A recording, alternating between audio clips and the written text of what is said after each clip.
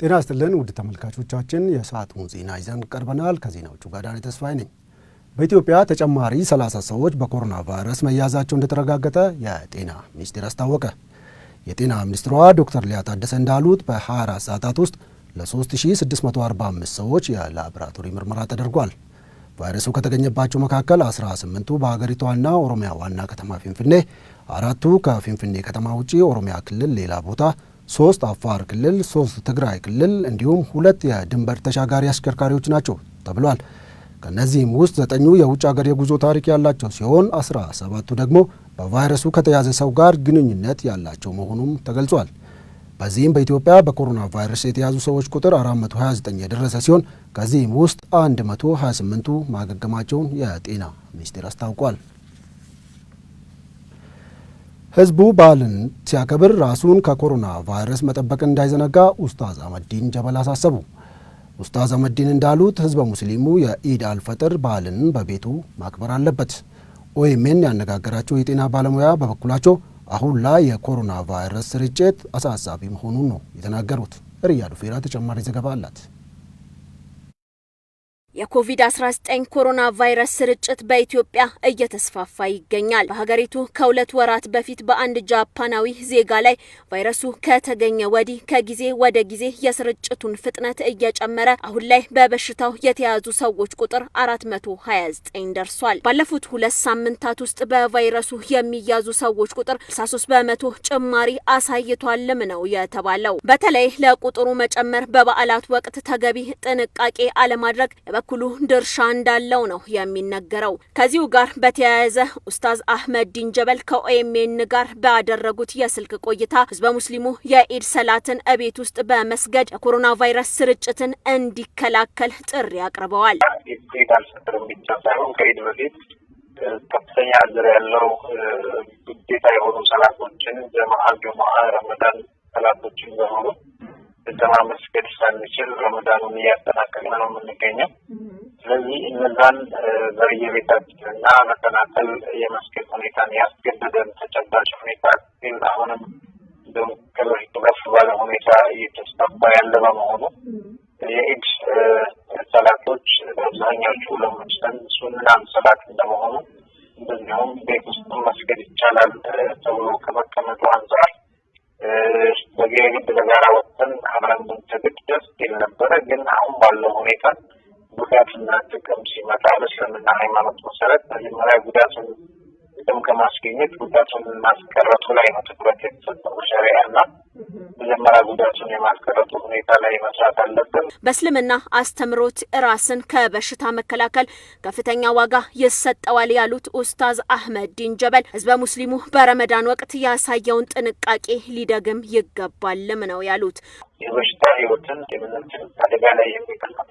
ራስን መጠበቅ የሚሆን ሌላ ሰው ከበሽታ ነፃ ማድረግ ማለት ቀላል ሰው ሲገል ብቻ አይደለም ገደል የሚያደርግ የሚባለው ሲያድንም እንደዛ ቦታ አለው። ዶክተር ዱፌራ መኮንን በበኩላቸው ህብረተሰቡ አሁን በተለየ ሁኔታ ራሱን መጠበቅ ይኖርበታል ብለዋል። ይዘው ወደ ቤት መሄድ አለ፣ ወደ ሰፈር መሄድ አለ፣ ወደ ቤተሰቡ መሄድ አለ። ከዛ ከሕክምና አቅም በላይ ይሆናል። መንገድ ላይ መውደቅ ይመጣል እና ቤተሰቡ መረዳት አለበት። በጣም ከባለሙያዎች የሚሰጥ ምክርና መመሪያን ህዝቡ ማዳመጥና ማክበር እንዳለበትም አሳስበዋል። ምርጫ በጊዜው ከአለመደረግ ጋር ተያይዞ ለገጠመው ህገ መንግስታዊ ቀውስ የህግ ትርጉም ተብሎ ለቀረበው መፍትሄ አስተያየት እንዲሰጡ የሚጋበዙ አካላት አንድ አይነት አመለካከት ያላቸው ሰዎች የተሰበሰቡበት ነው ይላሉ ምሁራን። ኦኤምኤን ያነጋገራቸው ምሁራን ገዢው ፓርቲ ያቀደውን ለማሳካት ይረዱኛል ያላቸውን መርጦ አስተያየት እያሰጠ ነው ይላሉ። በቴሌቪዥን መስኮት የሚታይም የይስሙላ ስራ ነው ብሏል የህግ ባለሙያው ኢብሳ ገመዳ።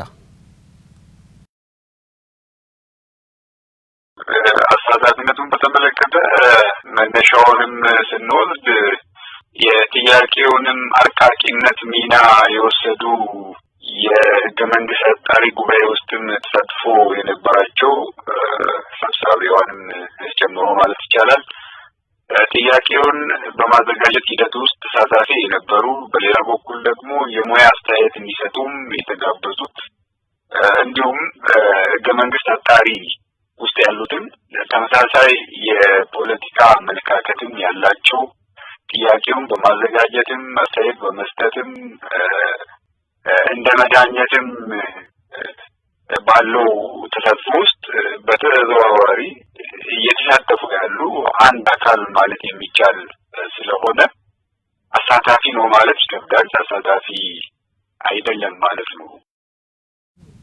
የህግ ባለሙያዎቹ አቶ አብዱል ጀባር ሁሴን እና አቶ አብዱላይ አብዱል ቃድር በበኩላቸው ሁሉንም ወገኖች ያሳተፈ መፍትሄ ያሻል ብለዋል። የተቃዋሚ የሲቪል ሶሳይቲ አክቲቪስቶችን የተለያዩ ሀሳብ የሚሰጡ ማህበረሰብ ክፍሎችን ዝም ለማሰኘት የሚጠቀሙበት ሁኔታ ሊፈጠር ስለሚችል ምልክቶች እየታዩ ስለሆነ ቆም ብሎ መንግስት እንዲያስብ ጥሩ ይመስለኛል።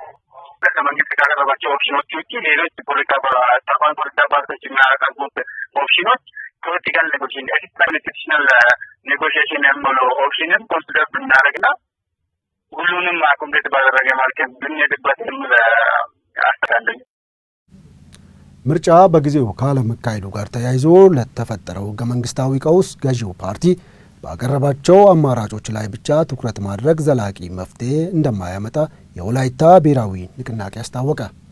የንቅናቄው ስራ አስፈጻሚ አባል አቶ ማቴዎስ ባልቻ እንዳሉት የጋራ መፍትሄ ከመፈለግ ይልቅ የገዢው ፓርቲ አማራጮች ብቻ እየታዩ ነው ብሏል።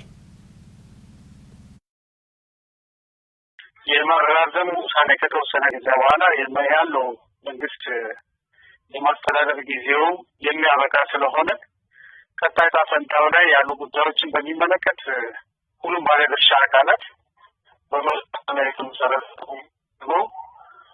ማግባባት ሊፈጠር እንደሚገባ ነው እኛ ምናምነው። በተደረገ ጉዳዮች ብቻ ውይይት እየተደረገ እንዳለ ነው እያየን ያለ ነው እና ያ ተገቢ አይደለም ብለን ነው ብንወስደው። አቶ ማቴዎስ አክለውም ሀገሪቷን ለገጠመው ችግር ሁሉንም የፖለቲካ ኃይሎችን ያሳተፈ ውይይትና መፍትሄ ያስፈልጋል ብሏል። የመፍትሄ ሀሳብ በመተባበርና በመግባባት ላይ የተመሰረተ ውይይት ማድረግ ነው። ባለድርሻ አካላትን የሚገባቸውን ጉዳዩ የሚመለከታቸውን የፖለቲካ ፓርቲዎችን በማሳተፍ